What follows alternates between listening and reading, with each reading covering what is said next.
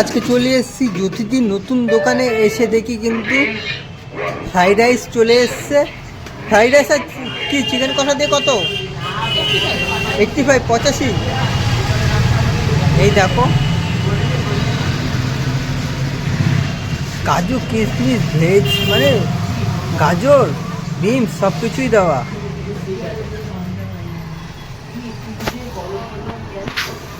৳85।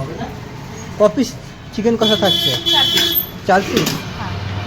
এই দেখো chilli chicken তো এইটা।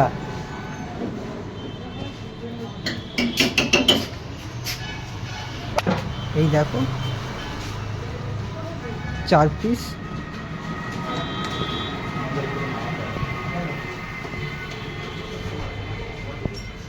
তিন পিস চলে গেছে। এই 4 পিস দিয়ে ৳85।